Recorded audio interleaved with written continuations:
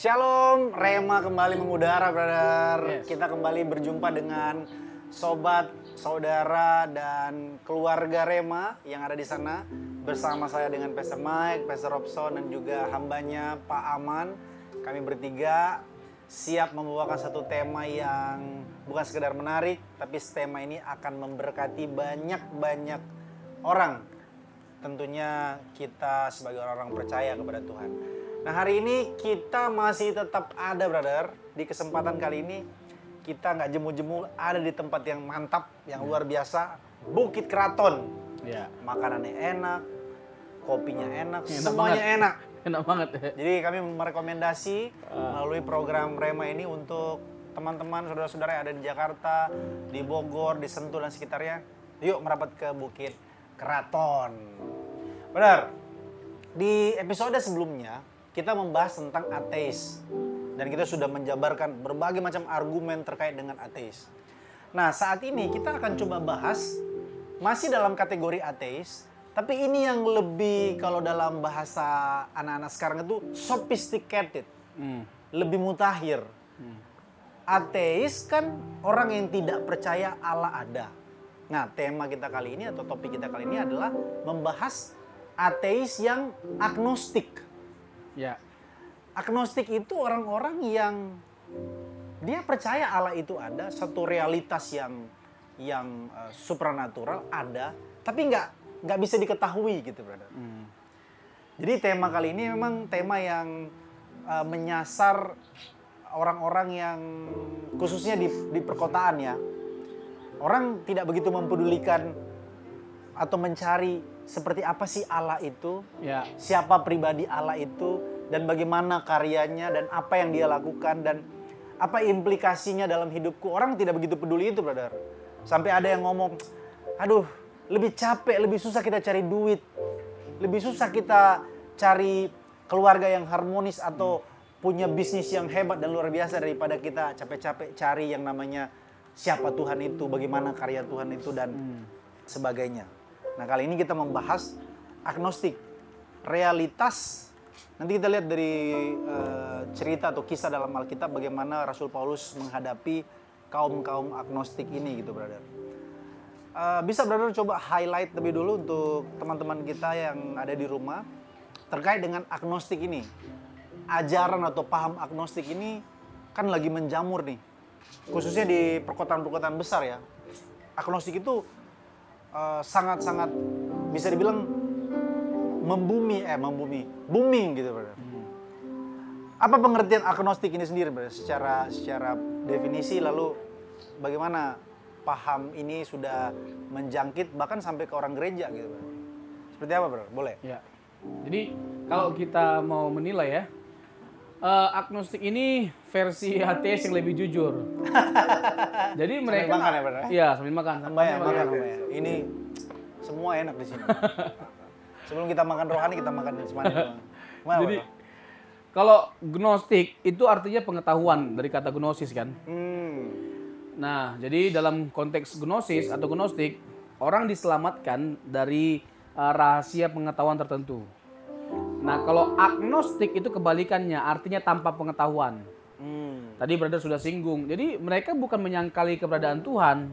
Tuhan itu ada, tapi sebuah realitas yang nggak bisa dilampaui sama akal, nggak bisa dijangkau oleh akal gitu loh.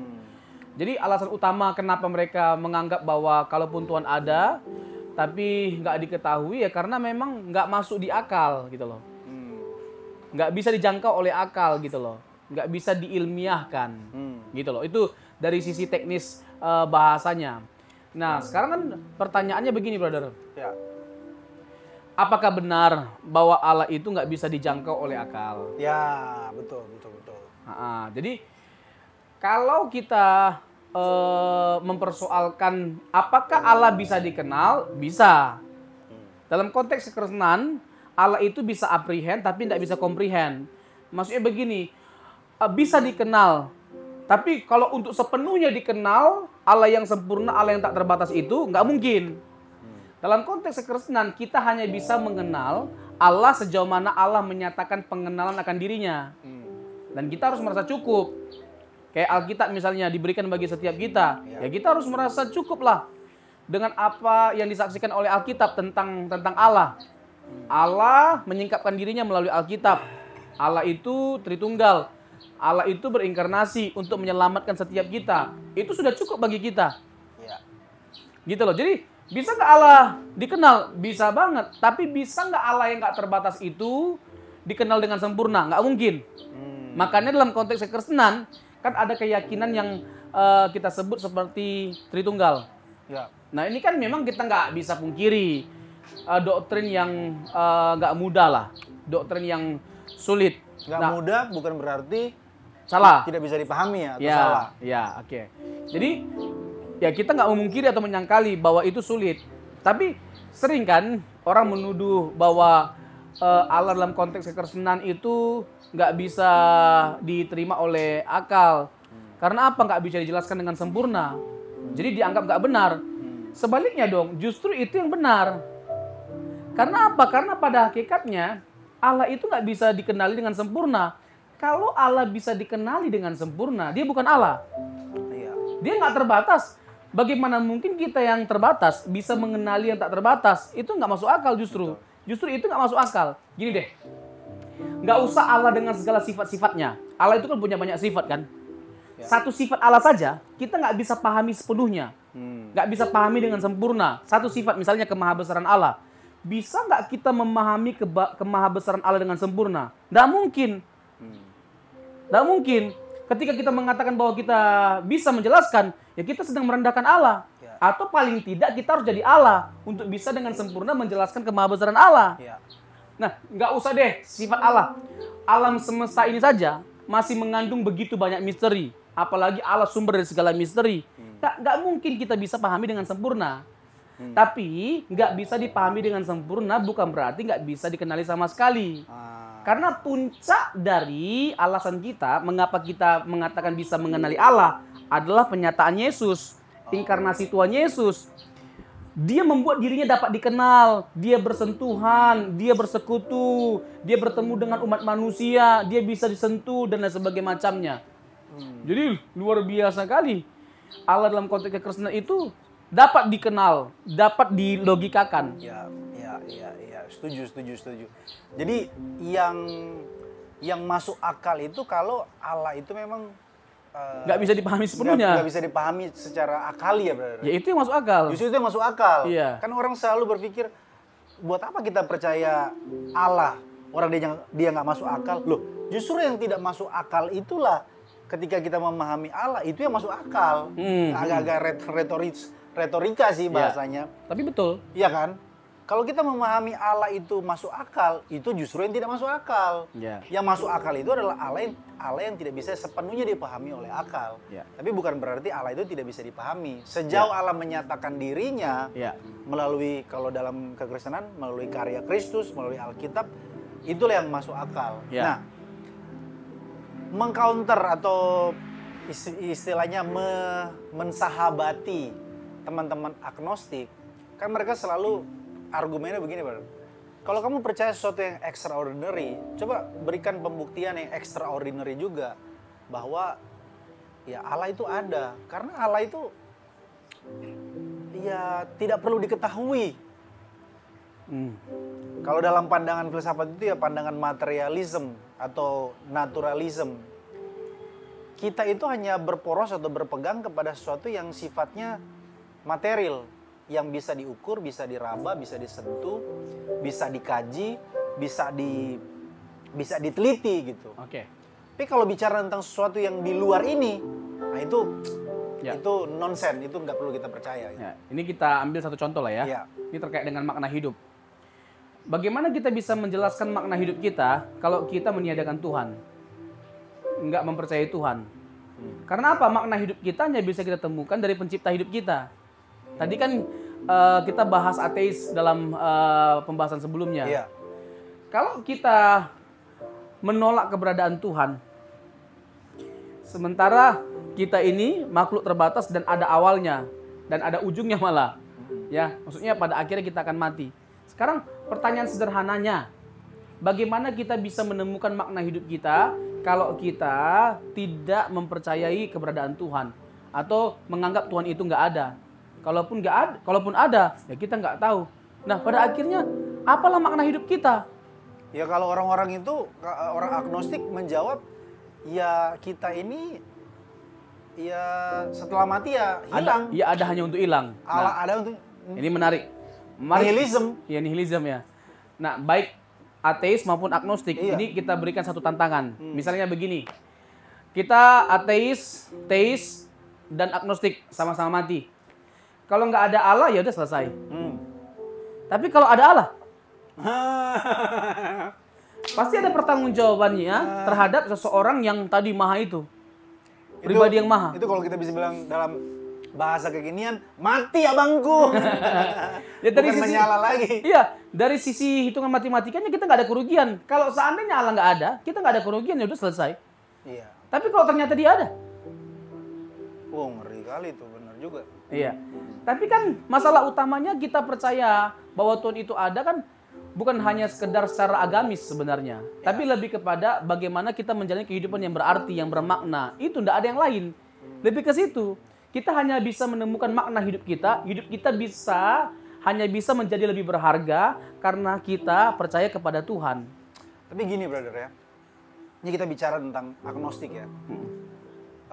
Koreksi saya kalau salah atau misalnya bisa diedit. Ada satu negara atau satu negara Skandinavia, nggak tahu itu benar atau enggak ya, bisa editor dikasih. Ada satu orang profesor menulis satu buku yang namanya Masyarakat Tanpa Tuhan. Jadi di negara ini, negara Skandinavia ini, termasuk Swiss, termasuk Swedia dan Denmark dan negara-negara lainnya.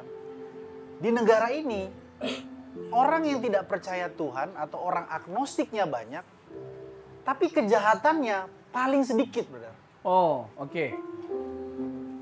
Dan justru sebaliknya, di negara di mana agama bicara tentang Tuhan itu banyak sekali, justru di sanalah banyak sekali kejahatan, peperangan, kejahatan, seluruh extraordinary kejahatan ada di sana. Ya.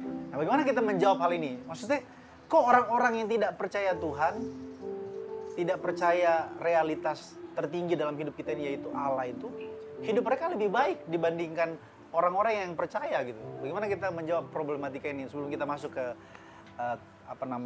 ulasan selanjutnya, Bro? Iya. Jadi gini, ya ini menarik pertanyaan ini ya. Ya ini pada akhirnya membuat orang ya kalau begitu memang kita nggak perlu Tuhan. Kalau memang kita bisa lebih baik hidupnya tanpa ada Tuhan, ya ngapain kita bertuhan? Ngapain kita akui Tuhan? Kan jadi gitu tuh. Iya. Tuhan itu mengikat, harus gereja lah, harus berdoa lah, harus puasa lah, harus melakukan ritual-ritual lah. Capek kita. Ya kan? Jadi kayak terbelenggu lah kemerdekaan kita. Iya. Kita merasa nggak bebas dan lain sebagainya macamnya. Tapi kebebasan yang kita maksud itu pada akhirnya bagaimana? Free will, brother. Freedom of speech. Iya. Gitu-gitu. Kita bebas mengungkapkan diri kita. Sekarang YOLO, brother, YOLO. Iya. You only live once. Sekarang mari kita buka mata kita. Di dunia ini saja, ya meskipun kita nggak percaya adanya Tuhan, misalnya di negara tadi, yang notabene nggak percaya adanya Tuhan, tapi hidup mereka lebih baik. Sekarang pertanyaannya, ada nggak aturan di negaranya? Kan nggak serta-merta kan negara itu jadi baik tanpa ada yang melatar belakanginya. Pasti ada aturan main yang diberlakukan sehingga negara itu bisa jadi baik. Nah, mereka bisa mengikatkan diri mereka pada satu aturan yang membuat jadi lebih baik hidupnya tanpa merasa terikat, terbelenggu. Emangnya bagian mana dari hidup kita yang terbelenggu karena kita percaya Tuhan? Emangnya kita jadi nggak bisa melakukan segala sesuatu yang bisa memuaskan atau menyenangkan hati kita? Bisa. Hanya saja jangan lakukan dosa. Karena dosa itu bisa menghancurkan kita. Kan itu pada akhirnya hakikat kita percaya Tuhan. Ya. Kita bisa diperbudak oleh dosa. Karena dosa itu merusak. Betul. Kita bisa diperbudak kalau kita mengagungkan pekerjaan, ya kita diperbudak oleh pekerjaan. Mengagungkan seks misalnya, kita diperbudak oleh seks. Mengagungkan uang, kita diperbudak oleh uang. Ya kan? Contoh lah, nanti kan ada bahas ini kita di episode-episode selanjutnya terkait dengan homoseksual. Oh iya, simpan dulu brother. Brother cobain dulu kopi gula arennya Bukit Keraton. Namanya, setelah ini kita amankan lagi. Ini gelasnya beda, bro. Ini air kelapa soalnya.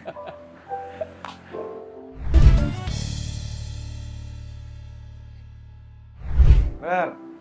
Salah satu tema atau topik yang menarik kalau kita bahas tentang agnostik, ceritanya tuh ada dalam Alkitab. Waktu Paulus penginjilan ke Athena, Kisah Rasul 17. Kisah Rasul 17. Paulus lihat di sana ada banyak sekali orang Athena yang menyembah dewa-dewa. Lalu ada satu tempat, ada satu dewa yang menurut orang-orang Athena dewa itu adalah dewa yang berbeda dari dewa-dewa yang lain. Namanya Agnostoteo. Dewa yang tidak diketahui atau Allah yang tidak diketahui. Nah, mungkin ini salah satu alasan adanya kaum agnostik itu. Paulus ketemu dengan teman-teman pemikir ahli filsafat pada saat itu. Orang Epicurus dan Stoik. Nah, kalau bicara tentang Epicurus sama Stoik, ini kan lagi happening-happeningnya. Khususnya di kota-kota besar. Apa tuh pahamnya Stoicism, ya kan? Oh, kita belajar dari Stoik. Stoik itu kan pada umumnya dia lebih kepada bagaimana mengontrol cara berpikir, mengontrol keinginan, mengontrol hawa nafsu. Kan ini mirip-mirip dengan ajaran-ajaran kekristenan kan, Brother. Nah, ceritakan sedikit atau bisa tolong dikasih highlight bagaimana Paulus menyikapi orang-orang Stoik dan Epicurus ini. Lalu dia membawanya. Ini kan salah satu pola penginjilan Paulus juga kan, Pak? Ya. Bagaimana dia menginjili orang-orang yang agnostik, tapi dia masuk dengan secara kontekstual gitu, Pak, ke mereka. Ya. Nah, ini bisa jadi satu tips and trick juga buat kita, sehingga kemudian kita dapat memberkati teman-teman agnostik. Ya. Bisa lebih jauh elaborasi. Ya. Nanti kita masuk ke konteks bagaimana kita menyikapi generasi muda. Oh iya. Terkait agnostik. Ya, pertama-tama kita salut sama Rasul yang satu ini ya, Paulus. Paulus, iyalah. Menggunakan setiap kesempatan yang ada ya. Betul. Untuk memberitakan Injil. Jadi dia menghadapi orang yang pintar, orang-orang kaum filsuf lah. Iya. Dia jadikan itu sebagai sebuah kesempatan untuk memberitakan Yesus. Iya. Kepada Allah yang tidak dikenal. Iya. Ini kan Yohanes pasal yang ke-17 itu. Nah, jadi intinya bahwa lewat pernyataan Yesus Kristus, Allah yang tidak dapat dikenal, itu dapat dikenal. Wow. Allah yang nun jauh menjadi dekat. Allah itu menjadi Immanuel melalui Yesus Kristus, kehadiran Yesus Kristus. Wow. Jadi lewat kehadiran Yesus, nggak ada alasan untuk kita mengatakan Allah itu nggak dapat diketahui, Allah nggak dapat dikenal, dan lain sebagainya macamnya. Itu yang pertama. Tadi terkait dengan apa tadi, Brother? Soal menyikapi Stoicism dan Epicurus. Iya, kesalehan yang mereka bangun, memendam atau menguasai diri. Mereka ada, kalau Stoicism itu ada salah satu buku yang paling terkenal itu dan terjual berjuta-juta eksemplar, Filosofi Teras. Salah satu poin mereka tuh soal star. Jadi kalau meresponi kehidupan, seluruh dinamika problematika kehidupan, ada namanya star. Star itu yang pertama stop. T-nya itu thinking, kemudian A-nya itu assessment, kemudian R-nya itu reason atau apa gitu. Intinya itu mereka bisa menahan diri, Brother. Jadi mereka nggak perlu Roh Kudus, nggak perlu Yesus. Ya diri sendiri sebetulnya bisa memulihkan dan bisa menjalani hidup dengan baik. Nah, dari sudut pandang kekristenan bagaimana, Brother, menyikapi hal-hal seperti ini gitu? Ya, menjadi baik dengan berbagai macam upaya yang baik nggak jadi salah. Tapi menjadi salah, apalagi dalam kacamata kekristenan ya, kita menganggap bahwa kita selamat karena kita baik. Nah, gitu loh. Masuk barang itu. Karena kan jelas kan, Efesus 2 ayat 8 kan, karena kasih karunia kamu diselamatkan oleh iman. Ya, bagaimana kita yang di bawah kuasa dosa, yang kepastiannya adalah kebinasaan, bisa melepaskan diri kita dari semuanya itu dengan kekuatan kita. Gak mungkin dengan kesalehan, dengan kebaikan, sebaik apapun kita tanpa kasih karunia Tuhan, kita gak mungkin selamat. Pemilik surga itu Tuhan. Pada akhirnya Tuhan bisa membuka surga, itu karena Tuhan yang membuka jalan. Jalannya itu adalah Yesus. Yang tadi, Brother, Yohanes 14 ayat 6, I am the way, akulah jalannya. Jadi dengan Yesus memproklamirkan bahwa dia adalah jalannya, udah pencarian kita selesai akan kebenaran. Pencarian kita sudah selesai akan siapa Tuhan yang benar. Ketika 2000 tahun yang lalu Yesus memproklamirkan, I am the way, akulah jalannya. Dia nggak berkata begini, aku akan tunjukkan jalan. Enggak. Aku tahu lah tips-tips jalannya. Enggak. Aku tahu sampai ke sana itu dengan cara bagaimana. Enggak. Akulah jalannya. Jadi dia merujuk kepada dirinya. Bahkan dia bukan hanya sekedar memberitahukan kepada kita tujuan dari kehidupan. Tapi dialah tujuan kehidupan kita. Dia mengarahkan setiap kita kepada dirinya. Jadi kalau kita bicara tentang kesalehan, oke, it's good. Bahkan orang Kristen juga harus hidup saleh untuk menunjukkan bahwa dia pengikut Yesus. Salah satunya adalah dengan dia hidup dalam kesalehan atau kesucian. Tetapi jangan membanggakan diri karena kita saleh. Gini, oke, karena kasih karunia kita diselamatkan. Kalau begitu perbuatan baik nggak bernilai dong, salah. Dalam konteks kekristenan, kita selamat bukan karena berbuat baik. Kita selamat bukan karena berbuat baik, tapi kita berbuat baik karena sudah diselamatkan. Wah, mantap Nah, tuh. ini menarik brother ya. Ini saya jelaskan secara sederhana. 8, 9, 10, Efesus pasal yang kedua. Dikasih tahu ayat 8 dan 9 bahwa kita diselamatkan oleh iman. Ya. Sebab karena kasih karunia kamu diselamatkan oleh iman. Ya. Ini kan natur atau rumusan keselamatan. Ya. Tapi di ayat yang ke-10 itu memberitahu kepada kita bahwa untuk berbuat baik adalah natur kita diciptakan. Jadi baik sebelum atau sesudah dalam Kristus, berbuat baik itu adalah sebuah keharusan. Tapi sebagai orang Kristen harusnya kita memandang bahwa kita selamat bukan karena baiknya kita, tapi karena kasih karunia Kristus. Supaya kalaupun kita bermegah, bukan bermegah karena kebaikan kita, tapi bermegah karena Kristus. Wah, Gitu. powerful sekali, brother. Mantap banget. Oke, brother. Ini menurut aku selalu episode Rema selalu memberikan insight, pencerahan yang luar biasa. Pak Aman ada pertanyaan? Boleh? Saya mau bertanya Pastor. Oh, bagus sekali. Mantap memang. Di mana zaman sekarang ini perkembangan teknologi makin maju dan makin canggih ya. Ya. Bagaimana untuk orang tua mengantisipasinya untuk anak, terutama pada sekarang ini lagi boomingnya itu AI. Wih. Wah, benar Nah, juga ini tuh. di mana Secara tidak langsung. secara tidak langsung tuh sepertinya untuk menggantikan Tuhan gitu. Jadi sepertinya ingin bertanya, ingin membuat lagu atau salah satunya dengan aplikasi AI itu Lebih gampang. sudah lebih gampang, jadi untuk mempermudah. Ya, di sini peran orang tua itu Gimana isunya, bro? peran orang tua itu besar sekali lah ya, menentukan sekali. Jadi kita nggak bisa menyalahkan kemajuan teknologi Iya. seperti AI. Kita sangat tertolong. Masalahnya atau salahnya itu bukan di kemajuan teknologinya, tapi orang yang menggunakannya. Siapa dibalik dari teknologi itu gitu loh. Makanya kita harus memastikan bahwa anak kita itu bertumbuh dan berkembang dengan baik, dengan benar, dalam takut akan Tuhan. Jadi itulah peran orang tua, bagaimana membuat anaknya mencintai Tuhan. Entah itu lewat teladan orang tuanya, atau lewat kesarian gitu loh, dengan dididik, diajar baca Alkitab. Waktu menggunakan teknologi ikut orang tua memantau, ya orang tua juga sebisa mungkin jangan gaptek gitu loh, gagap teknologi, harus ya mengedukasi dirinya dengan berbagai macam pengetahuan tentang teknologi supaya bisa memantau anaknya, gitu Bang kurang lebih. Tapi nanti di sesi lain perlu dibahas khusus Ya, ini. boleh AI, Karena kemajuan teknologi ya, bro. memang seram sih, ada orang yang sampai menghabiskan waktunya 1 harian di kamar Betul. untuk medsos gitu loh, untuk bermain teknologi. Bahkan dan lain nanti sebagainya kayaknya ke macamnya. depan kita bisa digantikan oleh AI, brother. Iya, makanya Kayak saking canggihnya ya kan. makanya kita perlu bahas khusus. Iya. Program Supaya nggak digantikan. Program Rema tapi cuman gambar kita doang yang ada. Nggak ada orangnya. Iya. Nggak bisa minum kita, brother. Di Bukit Keraton. Oke, brother. Oke. Ini udah tinggal beberapa menit lagi. Siapa tahu brother mau nyanyi, tapi aku masih ada pertanyaan yang Anak muda lebih ya? spesifik terkait anak muda.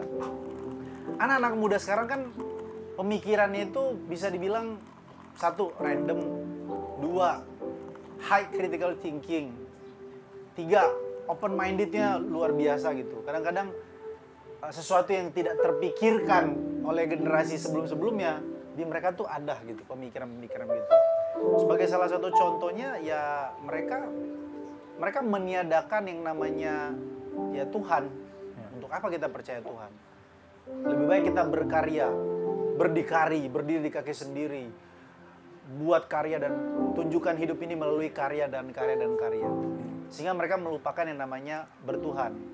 Lalu banyak pemikiran-pemikiran mereka yang out of the box lah. Nah, gimana kita menyikapi anak-anak muda ini, brother? Sebagai gereja. Ya gini, banyak yang berperan ya terkait dengan anak muda ini ya. Keluarga atau orang tua, lalu gereja. Gereja itu harus memiliki self awareness ya. Jadi, jadi kayak gereja itu harus bangun gitu loh. Woi gereja bangun, woi. Gereja harus bangkit gitu loh. Melihat generasi muda ya. Iya, anak muda itu sebagai sebuah kebutuhan yang sangat prima dari perkembangan gereja untuk masa depannya gitu loh. Kalau anak muda kita hilang ya udah selesai generasi muda kita. Jadi gereja harus memfasilitasi anak-anak muda yang kritis itu bagaimana dituntun, disediakan panggung. Terakhir, brother. Coba kasih advice untuk teman-teman muda kita. Kan di zaman posmo ini kan mereka yang paling getol atau bisa dibilang mereka yang paling diwarnai oleh ilah zaman lah istilahnya. Dalam hal agnostik ini. Ada nggak tips dan trik atau tips-tips yang sifatnya rohani sekaligus sifatnya pragmatis untuk supaya generasi muda bisa mendapat insight dari kita program Rema? Ya, jadi gini, kebanyakan orangnya secara anak muda hidupnya itu adalah tentang kepuasan diri. Nah, jadi apa yang menyenangkan hati gue gitu loh. Yoi. Apa yang bisa membuat gue bahagia. Ya. Gini, kepuasan apapun yang kita temukan di luar sana, yang kita cari di luar sana, itu ada batasannya. Dan itu bersifat temporer. Dengar baik-baik ini anak-anak muda. Orang tua juga sih. Tetapi temporer terus. Ya. Tapi kepuasan yang sungguhnya itu hanya bisa kita dapatkan dari Tuhan. Amin. Gitu loh. Nah, kalau kita bicara tentang kebahagiaan, oke, dunia bisa tawarkan kebahagiaan bagi setiap kita. Tapi percayalah, kebahagiaan yang sungguhnya itu adalah sesuatu yang hanya bisa ditawarkan, diberikan oleh Tuhan. Dan damai sejahtera itu hanya ada pada Yesus. Amin. Gitu loh. Jadi jangan sampai salah cari tempat gitu loh. Ya. Komunitas juga jangan sampai salah gitu loh. Karena pergaulan yang buruk bisa merusak kebiasaan yang baik. Ini hati-hati sekali loh. Gitu, brother. Dan juga sebaliknya, kebiasaan yang baik bisa rusak dengan pergaulan yang buruk. Iya. Oke, terima kasih brother, terima kasih Pak Aman, terima kasih untuk kita semua telah menyaksikan program Rema edisi kali ini Agnostik, Allah yang tidak diketahui. Kiranya memberkati kita semua.